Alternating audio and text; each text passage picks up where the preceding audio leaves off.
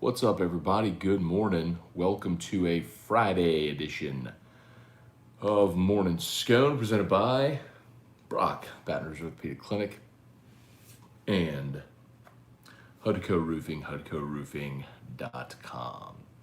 Good to be back home, man. I wrapped up SEC Media Days yesterday, got on the road a little before noon, and made it home and ready to roll on this Friday. So back in studio for AFR. Certainly excited about that. Actually, this morning going to see Crystal Poche over at Restored Motions, which I need because I slipped a disc in my back again while I was at Media Days. Not quite as severe as when we were in Tennessee, but it slipped nonetheless, and I need some relief. Anyway, so y'all know the drill. Like the page, share the post. Like the page, share the post. Like the page, share the post. Please smash the like button if you're there on YouTube. Smash the like. Oh, I need to share the YouTube link. I may have to pop up here in a minute. Drew is stirring in the other room, so I may need to go get him out of the bed. So let me know what y'all got. SEC Media Days recap, observations, impressions, opinions. Let me know what you think. With the day now, and there's Drew. Okay, hang on. Let me go get him out, y'all. I'll be right back. Sorry.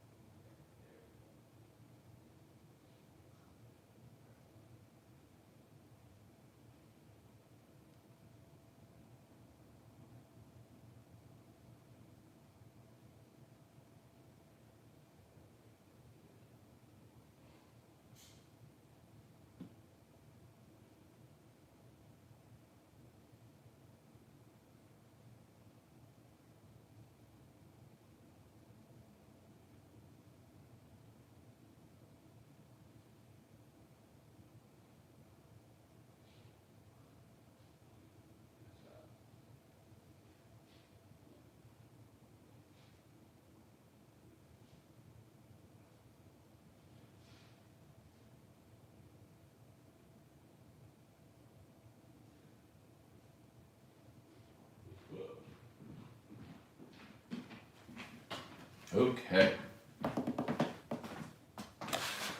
Sorry about that. Y'all had to get him out of the bed. He was ready. All right. Hi. Good morning. Good morning. Oh, here you go. Okay. Let's say some good morning, see what y'all got. Truax, good morning. Scott Borch, Kerry Hughes, what city is better for media days, Atlanta or Birmingham? So, the setup in Atlanta was just a disaster. It probably looked way better on TV because they had that big wall of helmets, like at the College Football Hall of Fame. Like that probably looked better on TV. And if that's what they're going for, have it at the College Football Hall of Fame, TV show, sort of thing like that. But logistically, well, hi, bud. What are you doing? Logistically, Atlanta was just objectively not good because they had so much separation of everything. The thing about where it is in Hoover is Radio Row's at the floor of the hotel. You go up an escalator and then you're in the main media room.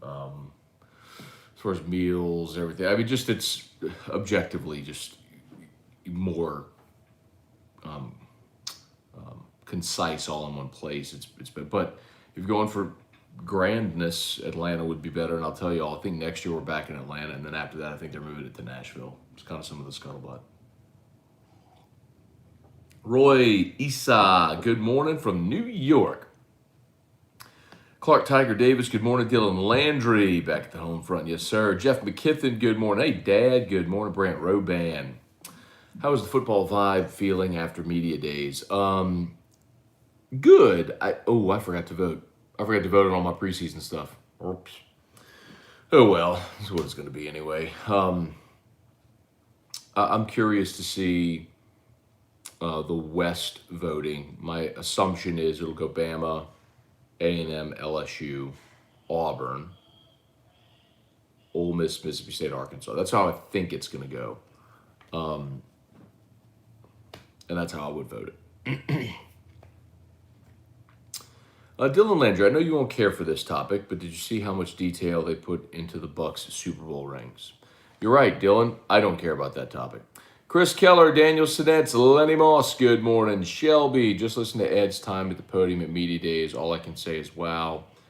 He struggles in media situations. Is it possible to have an assistant coach talk to the media like in the NBA? I don't think so, Shelby.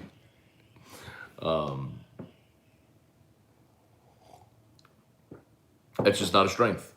That's okay. Not every coach is great at that. Just like not every coach is great at recruiting, and he is. So, strengths and weaknesses. Charlie Cavell, good morning. Chris Keller, did you see your Yankees blew the game last night to the Sox? Shut up, Chris. You're banned. Hate you. Jonathan Martin, morning, Scone. Is there any bigger crybaby than Dabo?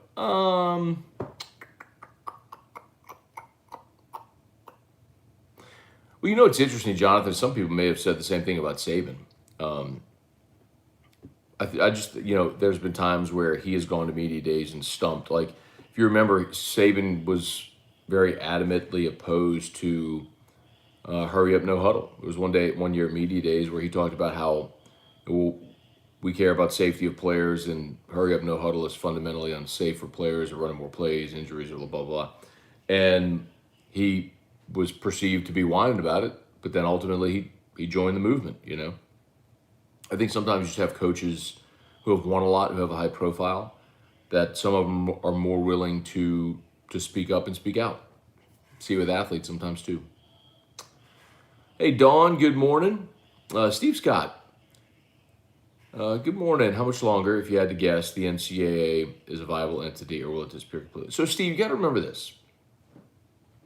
The NCAA, their objective, they were created to run and organize championship events. That's why the NCAA was created.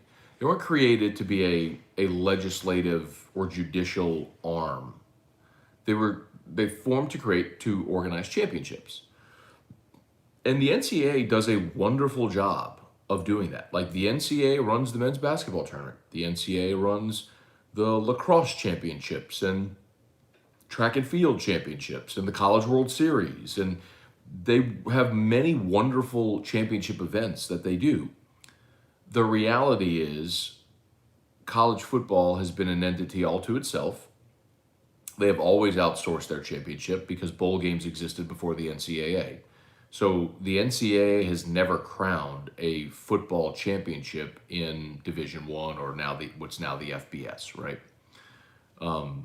That's why they have their own trophy, right? They don't have the brown wooden national championship trophies for football. So, yeah, the NCAA is fantastic at that. Like, and someone's going to need to run the Division III swimming and diving championship and the Division II cross country championship and the men's golf national championship. And the NCAA does a wonderful job doing that. The NCAA, with respect to legislating major college athletics where billion-dollar contracts are exchanged, that's where they're an antiquated model. And that's where Mark Emmert's talking about the decentralization of college sports, because they can't legislate the Power Five in football anymore, because the NCAA works at the pleasure of the Power Five, and the Power Five are being dragged down by that albatross. So yes, the NCAA will continue to exist, but with respect to major college football, no.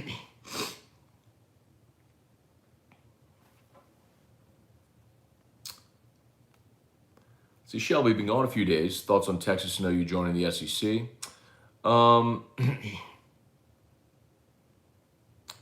It's inevitable. further expansion is inevitable. The Big 12 surviving was never going to happen.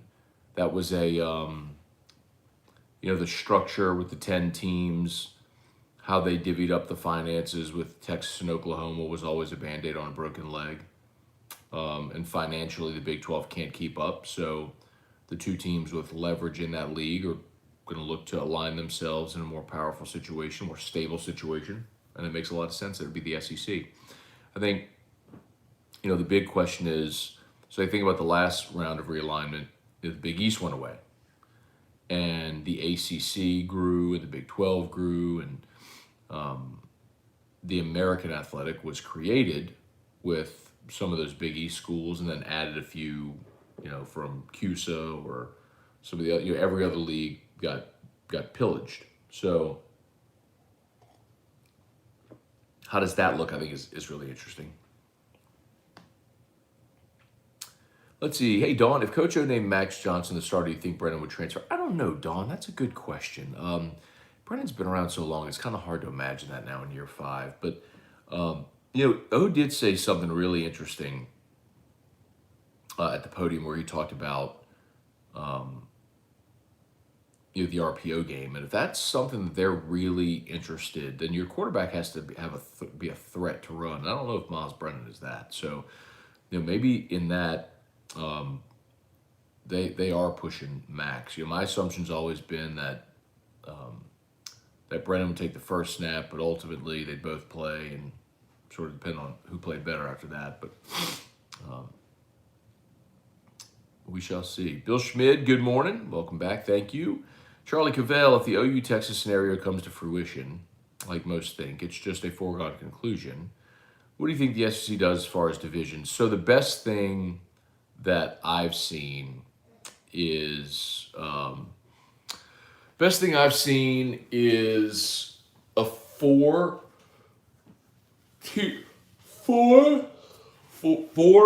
team pods. And so you would play, they'd move to 9 conference games, and you'd play the 3 teams in your pod, and then 2 teams per year in the other 3 pods. And you'd rotate. So in a 4-year period, you would play in every stadium in the SEC. And I think that's a really good format. Joey Vincent, Trivia Carter, Val Browning, Tim Gotro, Strongside, Cliff Nelson, good morning, y'all. Matthew Pittman, morning, actually caught live morning Scone. Had to comment. Thank you, Matthew Pittman, appreciate that. Trivia, let's talk about the Tex Aggies, I guess. Pretty much saying we don't want Texas in the conference. Yeah, it's sure they don't want Texas in the conference. They moved to the SEC to escape the shadow of Texas. And it's worked for them. That school and their program's profile has risen tremendously since being in the SEC.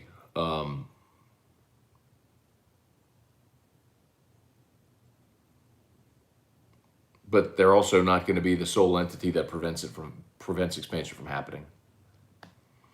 Kenneth Martin, morning Matt, morning Brock, morning Hudco. Good morning, number 15. Glad to have you all back. Thank you, man. Spurge, morning Matt. Missed the shows yesterday. Thoughts on the Yahoo article about Texas and OU joining the SEC? So I didn't see the Yahoo article. I know that the news was broken by Brent Zwerneman of the Houston Chronicle, and that was on Wednesday that he broke it. We've talked a little bit about it. It's inevitable, and I'm good with it. Morning, in your opinion, would OU and Texas joining the SEC be a positive or negative for LSU, and why? I think it's a rising tides thing, right? Where rising tide raises all ships. I think everybody from the league would benefit. The interesting thing about it is, when the last round of realignment came, and I explained some of this yesterday, but the last line of realignment came, and it was really all about the SEC network. They were trying to increase their television footprint for the SEC network. Well, the SEC network is here, and you're on every cable provider in the country. And I don't know that adding Texas or Oklahoma benefits you there as far as, TV footprint. So, there would have to be something that would generate revenue in other ways that would make sense. And it'd be curious to see what that is, because I don't know. But that's just strictly from a financial standpoint. Competitively, you'd add 2 more really good teams to the league. I'd love to see the league go to 9 conference games. I think it's doable. And, they want in, come on. If it's a positive or negative for LSU, I think it's a positive for everybody in the league. Not that the SEC would fold without those 2, but hypothetically, if those 2 went to the Pac-12, that elevates the Pac-12. Those 2 went to the Big Ten, that elevates the Big Ten. So it's just a rich gets richer type thing. Val Browning, where do you think LSU falls in the preseason SEC poll? Will any LSU players be first team All SEC? Well, Stingley will be first team All SEC for sure. Kayshon Boutte has a chance to be first team. That's probably it as far as first team. And I think LSU, it'd be interesting to see if LSU is picked second or third in the West. It's really will the media vote A&M or LSU second behind Bama? Nicholas Cantrell, George Reitmeyer, good morning. Who is the new LSU baseball coach did LSU hire?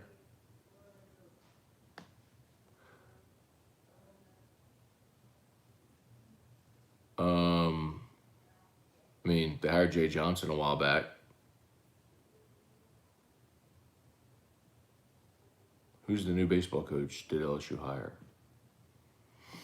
Jesse Brown, good morning. Tim Gotro, heard somewhere that in a recent Big 12 teleconference, Texas and OU skipped the meeting.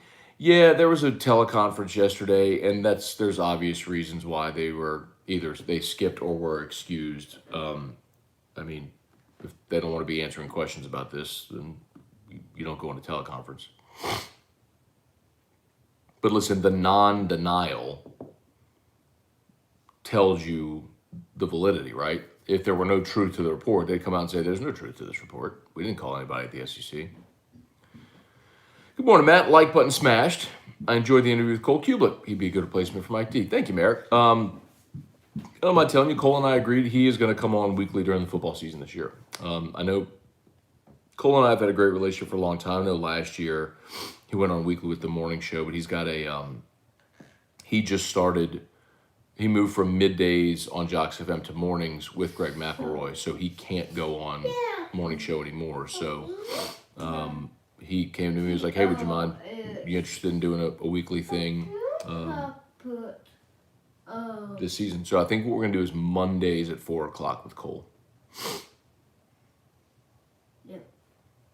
Yeah. Val Browning. Let's see, Tim Gotro. Kevin Neely, the next move for Texas and OU is to refuse TV rights in a couple of weeks. We shall see. Jesse Brown, good morning from Charlotte. Hope you and the family are well. Do you think the Saints sign Alexander soon? I do. I know they worked him out. And my understanding is they kind of had that, they've had that deal kind of done. And if you follow Quan on social media, he was kind of cryptically like subtweeting about it anyway and has been for a while. So yeah, I think they're going to get that done. Brian Ashcraft. Saw somewhere Texas and Oklahoma wasn't on a Big 12 call yet. Todd Ohms. Hey, Matt, good morning. Did you ever reach out to Sean Salisbury about possibly doing an hour on Thursdays? I have not yet, Todd. I've not done that. There's at least 2 other calls I need to make first. Corey Ryder, report this morning from the Awesome American Statement. Texas and OU talks with the SEC has been going on for the last 6 months. That A&M purposefully left out of the conversation. Well, I don't know why A&M would be in the conversations. you know, it's one member of your league, and it's the newest member of the league, and they don't swing that as big a stick. So I think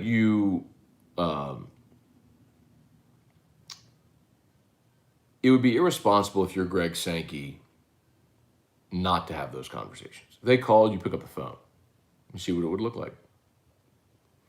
Ed Hayes, what about the Longhorn Network? Good question, Ed. I don't know that the Longhorn Network would be disbanded, but the Longhorn Network revenue would have to be shared among the rest of the league. There's no way you just let Texas continue to have its own network without sharing revenue. It's just not how it works. In the Big 12, okay, I mean, they called their shots in the Big 12. Not here. George Markwanaka, he's the volunteer assistant. So he's been with, okay, that's who you were talking about. He's Jay Johnson's volunteer assistant, so he's bringing him over from Arizona. Kyle Milliken, he'll be like the assistant hitting coach, volunteer assistant. He takes the role that Eddie Smith was in last year. Kyle Milliken, morning, Matt, from 36,000 feet. A lot to unpack in the Lucci interview. Any concern about Texas being as bad a partner as he pointed out? Sure. I think that's a legitimate concern, but I also think that the SEC comes from a legitimate point of strength and power, where the league has been around for almost 100 years. It's the strongest, deepest, wealthiest league in the country. It doesn't need Texas. It's kind of the point. I mean, if Texas is asking for admission, they don't have any leverage. So Texas is asking, and you say, okay, well, here's the deal, and you take it or leave it, sort of thing.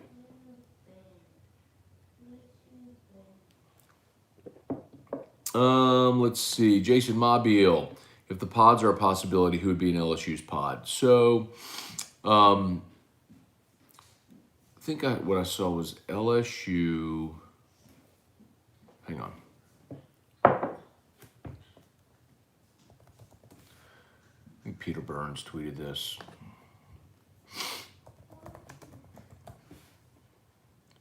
It was LSU, Texas, Texas A&M, and maybe Missouri. Here you go. All right. Oh, no, there it is. Sorry. Here it is. Okay. LSU, Mississippi State, Ole Miss, Texas A&M would be one pod. Excuse me. Florida, Georgia, Kentucky, South Carolina. Bama, Auburn, Tennessee, Vandy. LSU, Mississippi State, Ole Miss, A&M. Arkansas, Missouri, Oklahoma, Texas. Those are your four pods. And so every year LSU would play Mississippi State, Ole Miss, Texas A&M, and then you'd play two teams in each of the other pods every year on a rotating basis. So it basically in every 4 years, every team would come to your stadium, and you would go to every stadium in the SEC every 4 years with that structure. I like it. I like it a lot. As always, y'all, shout out to Brock, Baton Rouge Orthopedic Clinic. You need an orthopedist? Go see Brock. All the subspecialties that you could possibly need. And of course, Hudco Roofing and HudcoRoofing.com. Start at the website, HudcoRoofing.com. Hit that contact tab and take 30 seconds. Fill out a teensy tiny bit of info. And a little bug right there.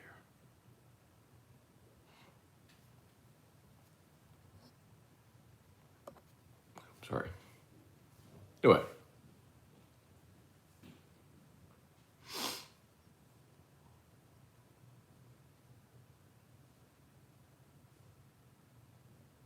Ooh. Let's see. Jump back over to Facebook. Dawn. Coach O named Matt. If Coach O named Max Johnson the starting quarterback, do you think Brennan would? Oh, we answered that one. Sorry. Devin Kelly. I think if Johnson was going to start game one, Brennan would have figured that out and left swiftly. The fact that he hasn't transferred tell me Brennan starts game one. Maybe Devin. I don't necessarily think that that's a given though. There's a lot of other reasons why Brennan has stayed. So, for what it's worth.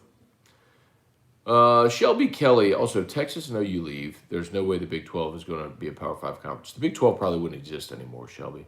Just like the Big East folded, the Big 12 likely wouldn't exist anymore. Brent Roban, so with the possible changes coming, you think we still play Bama and Florida every season? Nope. Cameron Carter, been up all night with COVID and finally a notification I got excited about. Scone is live. Good to see you, Cameron. Hope you're doing okay. Drink plenty of fluids. Get your rest. Jackson Carney, Matt, it seems like LSU loses a lot from expansion. Both from losing rivalry games will make recruiting Texas more difficult. Rising Tides argument may apply to some, but not going to raise LSU as much as others. I just disagree with that, Jackson. I mean, you're already recruiting against Texas and Texas A&M in the state of Texas. LSU's always recruited Texas well. I mean, going back to Harvey Williams all the way through present day. So I think that's just whatever. And as far as losing rivalry games, I don't care. Like, what I care way more about is an equitable system in college football.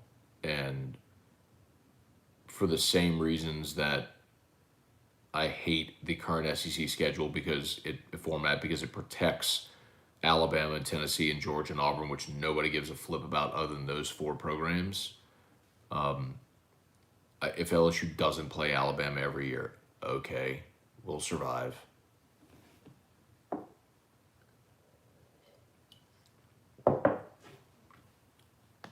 Alex Day, do you think the SEC would make Texas get rid of the Longhorn Network? Answered that one already.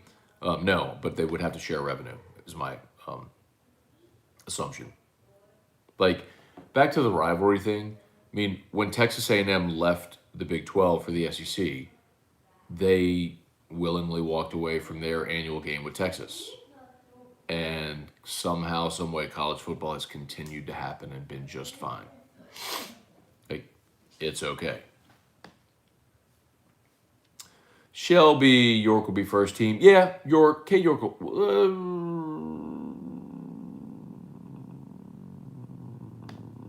likely.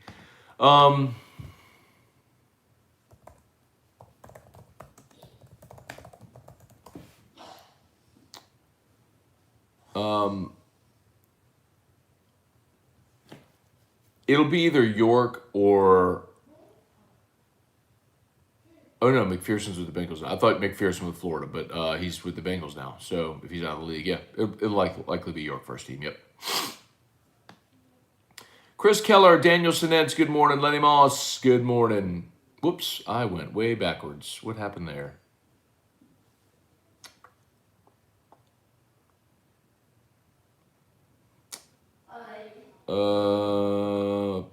Jackson Carney, those are great games. A lot of juice. Not playing them will hurt LSU more than many think. Jackson, that's just false. Like, I mean, there's no fundamental logic behind your argument. Like, Oklahoma and Nebraska used to play each other every year. Has not playing Nebraska hurt Oklahoma? I mean, not playing that game hasn't mattered a lick. I mean, same thing with Texas and Texas A&M, or Kansas and Missouri used to play their border rivalry every year, which mattered a lot to them. West Virginia and Pitt used to play every year. They don't anymore. Like, I mean, but you understand my point? Like, you don't care about any of those games because you're not in one of those fan bases. LSU not playing any of those games every year, it's not going to matter. Like, that's all between your ears, and it's just like there's so many examples of rivalry games that have been not played after this recent round of realignment, and not playing those rivalry games is nothing anybody talks about. So, like, you may miss, like, emotionally, you may miss those games every year. Okay, but for the greater good of league and standing and survival and all that sort of stuff. Yeah. Can't make an omelet without breaking a few eggs. Let's see. Charlie, what do you think the reaction is from the other Power 5 conferences? They better start aligning, Charlie. I think what happens is the rest of the Big 12 gets picked over. Whatever entities in the Big 12 are appealing likely get assumed by the ACC and the Pac-12, to create their super conferences. But remember, if you're those leagues, you're not adding teams just for the sake of adding teams. You're adding teams that can increase your league's revenue as a whole, because if they don't increase the league's revenue as a whole, then you're divvying up shares, but when you add a team, you're just divvying up smaller pieces of the pie, unless if they grow the size of the pie. Does that make sense? Hey, bud. Oh, man. Hey, bud. What are you doing? You want to come say hi to Dad's show? After Dad's show, Dad's going to take a shower and get dressed. And then later, Mommy will come see you.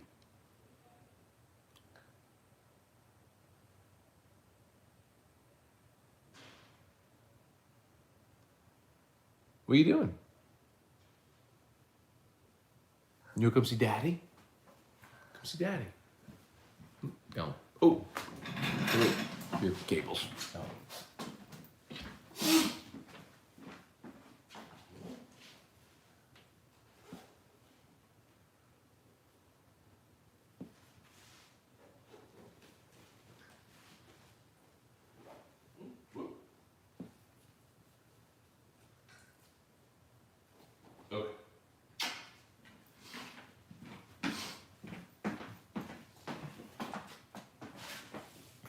Okay.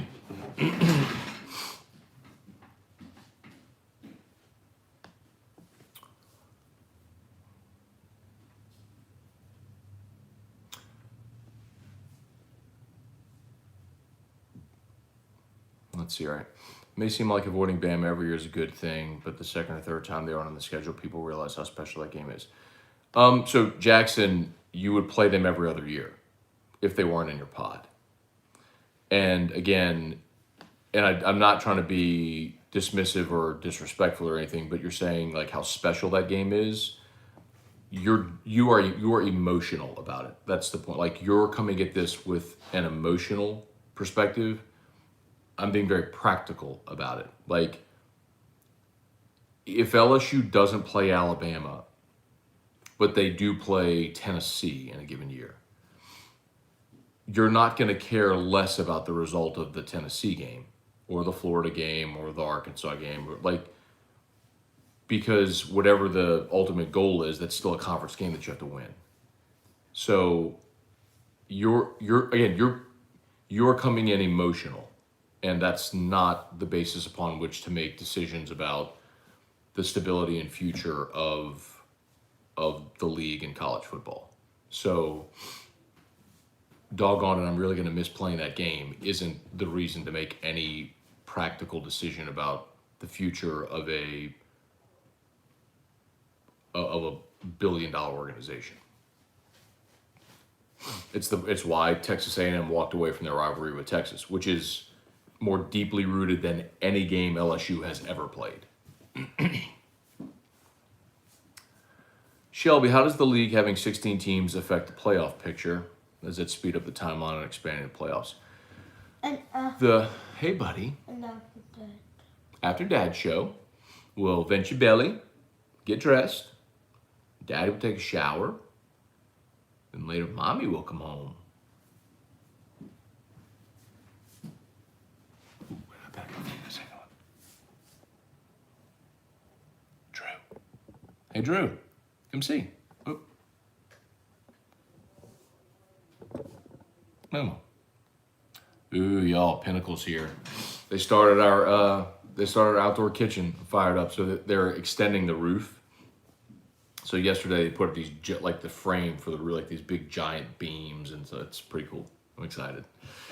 Why wouldn't Texas and Oklahoma want to go west, take over the Pac-12? Because the Pac-12 isn't as stable as the SEC, and if you are, I mean, they almost did this 10 years ago with the Pac-16, but ultimately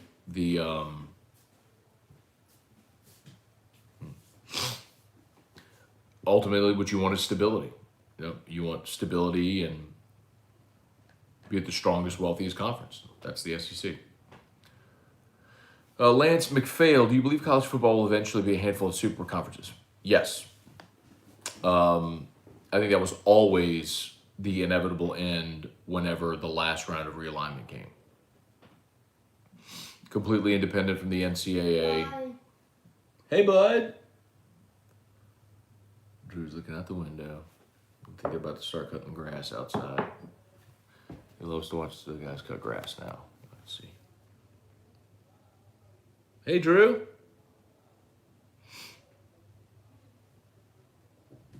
Just watching them cut the grass. So weird. He used to love that, and then he became deathly afraid of lawnmowers, and now he loves it again. Kelly Gross, good morning. Jackson, guess I care what's best for LSU more than what's best for college football. But Jackson, again, what does it matter what you care about for LSU if the structure of college football of the SEC doesn't exist? That's the point. Playing Alabama every year isn't more important than being in the biggest, richest, wealthiest conference that has the most distribution of revenue, which also allows you to pay the best coaches and build the best facilities and recruit the best players. Like, you're getting it out of order. Like, it doesn't matter if you play Alabama every year. What matters is you have a 10-year, $3 billion television contract in the SEC, one that has stability and value and increasing value. And if the sacrifice is you don't play Alabama but every other year, then that's a worthy trade-off to saying you being the Big 12. Like, how would you like to be the Big 12 right now? I mean, your league is getting pillaged. So, again, you're just coming from an emotional standpoint. Like, there's no practical reasoning behind saying it's better for LSU to play Alabama every year, because it's just not. Like, you said you want what's best for LSU. That's not what's best for LSU. No. Like, I'll say it a different way based on your logic. Okay. No. Let's say LSU leaves the SEC and goes to the Big 12 with Alabama so they can play Alabama every year. You good with that? That you get to watch your LSU Alabama game every year, but you're in the Big 12, which is about to fold. It's just like it's not what's best. Let's see.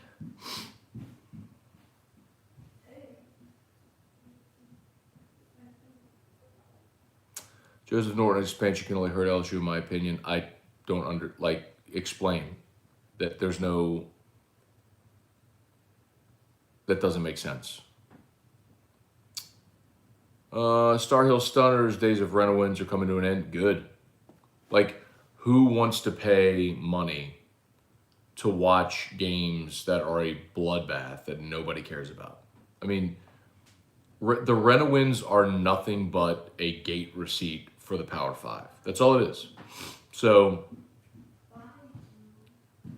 I mean, I think fans have married themselves to the structure because it's what you've been accustomed to, but LSU playing McNeese and Central Michigan and ULM is pointless. Like, you realize all that is, the only reason those games exist is that it's a gate receipt. It's an opportunity for the home team in the Power Five to generate 7 figures of revenue in a home game that they really have no chance of losing. Unless you're Troy, 2017. But you know what I mean. Like, that's why those games don't exist for competitive balance or anything other than a gate receipt. So, yeah, I'd rather 10 SEC games or 10 Power 5 games than 12 games that included 3 rent-a-wins. Nobody wants to see that. It's garbage football.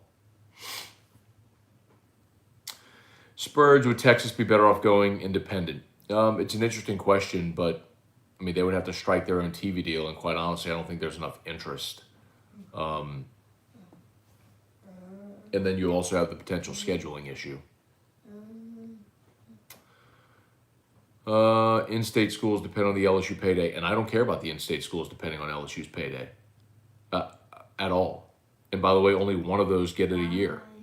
So that's actually not true. Like this year, it's just McNeese. What you doing?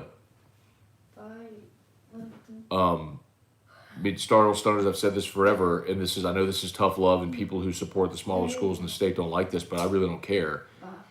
The biggest problem I have with the Group of Five and the FCS is it is not LSU or anyone else in the Power Five. It is not their job to fund your athletic department by playing you in football. If you can't be self-sustaining, then you need to be more fiscally responsible. You don't need to pay a coach $1 million a year. You don't need to build lavish facilities. You don't need to take trips across the country. Like, it's not the Power Five's job to fund your athletic department. I mean, if you're in business or whatever, or just your own life, like if you don't have the money in the bank to go on a trip, don't go on that trip. Like, we all have to audit ourselves. And that's where college football has gotten out of whack with that stuff.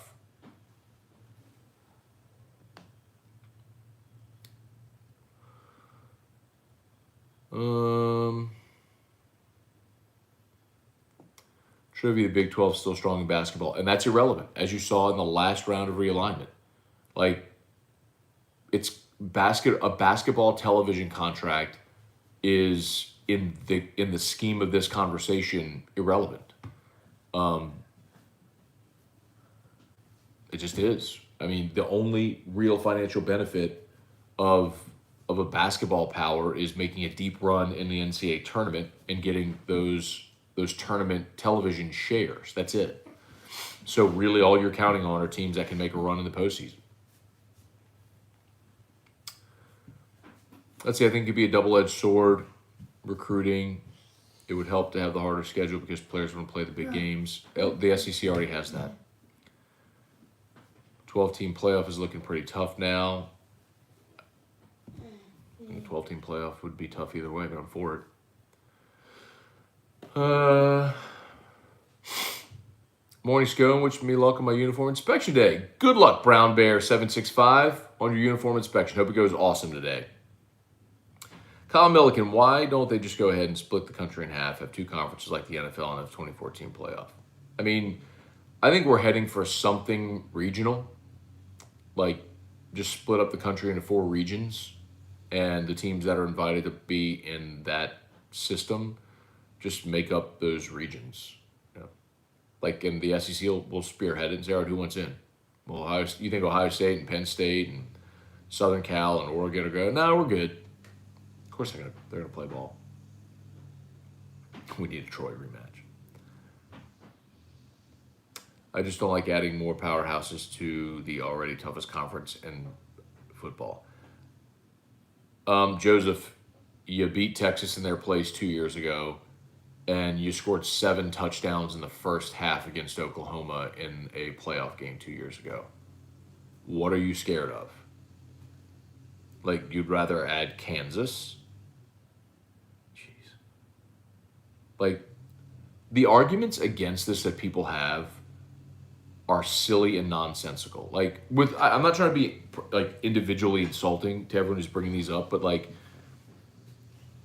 you have to understand, like, and I'm being really rigid here and firm, because what you have to understand is at this point, it is all about alliances that are going to strengthen your position and your foothold in the grand scheme of college football. Like, yes, having Texas and Oklahoma make you a better league. It makes you a more viable product. It adds stability to your league more so. And you may think, well, what's the big deal? What if Texas and Oklahoma went to the Big Ten? Well, the Big Ten, is unthinkable as this may be to some of you, the Big Ten would then become a more valuable product than the SEC. And you can laugh at that, but that's factual. After the SEC signed its most recent contract, the Big Ten came later and signed theirs, which was bigger than the SEC's. Now, the SEC has leapfrogged the Big Ten, but if you add Texas and OU to the Big Ten, then all of a sudden, that value increases. Or the Pac-12 then becomes on par with the SEC if you add those schools there. It's all about keeping your distance and dominance over them. I mean, to the guy who said about, the toughest conference in football, what do you want to do? You want to add ULL just so you have an easier football game on the schedule? Come on, man.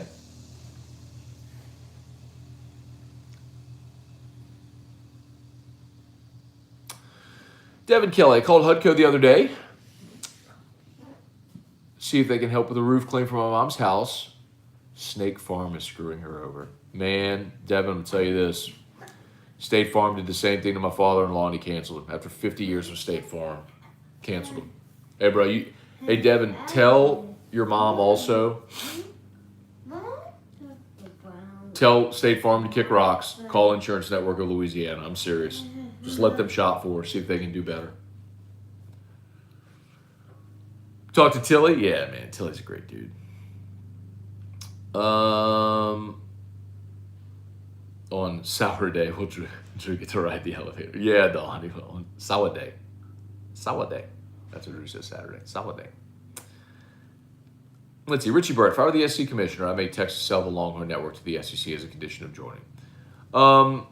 So a couple things. Remember, the commissioner doesn't make the decision. The decision would be voted on by the league's presidents. The commissioner is just the figurehead that operates kind of almost like Roger Goodell, right? Roger Goodell is the commissioner of the NFL, but the 32 owners are the ones that have Roger Goodell in place operating. So if expansion were to happen, it wouldn't be Sankey. It would be the 12 or the 14 presidents of the SEC that make that vote. And as far as the Longhorn Network, as I said, I don't think you disband the Longhorn Network. I would actually take the Longhorn Network and put it on the SEC Network alternate channel. And so you'd have viable programming instead of just like that logo that runs on loop all day long. Put the Longhorn Network there, and then the revenue is distributed among the entirety of the conference. Let's see, Jeff. I like the pod format. We lose Bama annually, but it breaks up the monotony. I mean, the opportunity to play every team in the league every other year and in a 4-year cycle to visit every team and have every team come to you is way more appealing than the stupidity of this current format. Where you realize LSU playing at Kentucky this year, they've not played at Kentucky since 2007, the triple overtime game. That's the last time LSU played Kentucky. 14 years between visits to Lexington. It's just asinine. What do you think of Caesars taking over the Superdome? Yeah, the naming rights to the Caesar Superdome. Yeah, I know that had been discussed. I guess it just became more of a formality yesterday. So I'm fine with it. I think they own Harrah's now, right? That's why makes sense. A lot of gambling money out there, y'all.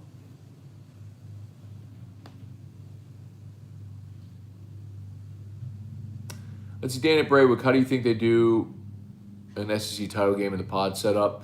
2-team best records. 2 teams the best record advance. And then you have a series of tiebreakers.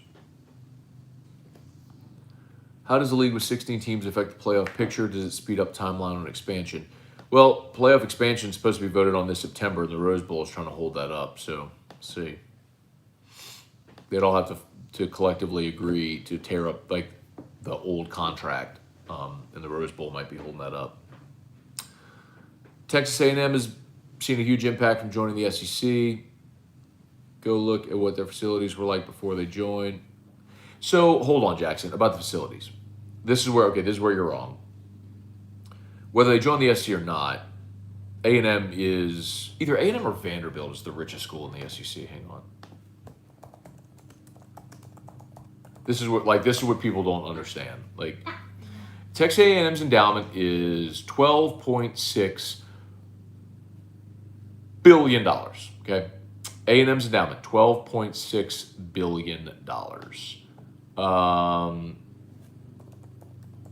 Vanderbilt's endowment is $6.3 billion. So how about that? A&M's endowment is double Vanderbilt's. A&M is by far the richest school in the SEC, not even close. So to say that A&M expanding facilities, blah, blah, blah, because of joining the SEC, that's just factually inaccurate. Kyle Field needed an upgrade; it was getting it anyway, and A&M's. It's just they have. They pay Jimbo $10 million a year or $75 million over 10 years. The ball, you get it. Like that part has nothing to do with joining the SEC. The point about joining the SEC that was relevant for Texas A&M was getting, as long as they were in the Big 12 and aligned with Texas every year, they were always going to be viewed as subservient to the University of Texas. So by splitting with Texas and joining the SEC, it gave them their own identity. That was really the benefit. But the financial thing is just, A&M's the factually, A&M is the wealthiest school in the SEC. Like by comparison, LSU's endowment is like $760 million. I'm sorry, it's $546 million. So LSU has a $546 million. A&M's endowment is $12 billion.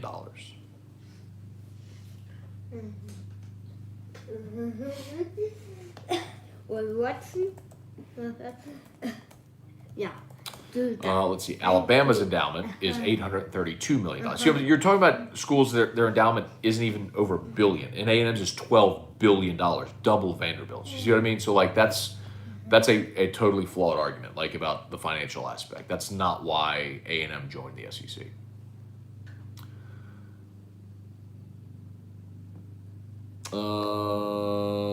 The only thing about cupcakes that tickets are typically cheaper. Yeah, Shelby, I'm sorry, man. Here's the good news, Shelby.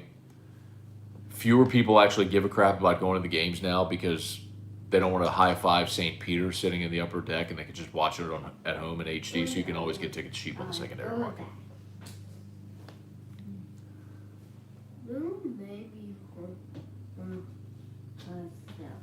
Let's see. Hey, Dad. What's up? Let's see. I am coming from an emotional perspective. People like me being emotional about this stuff is what makes rights valuable in the first place. No, Jackson. No. Hold on. No.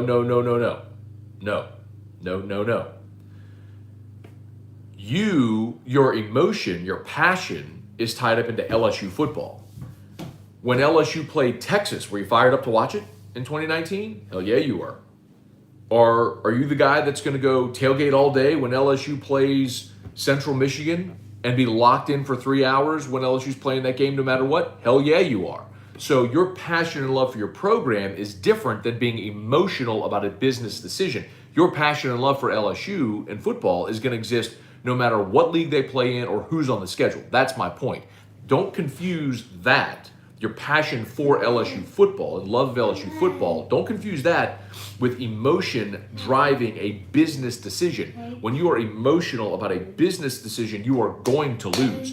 You have got to let practicality and the numbers actually drive your business decision. And that's what this league is doing. So don't get that confused. Don't get passion and love about, and for your program, your team. Don't confuse that with what I'm saying is being emotional about a business decision.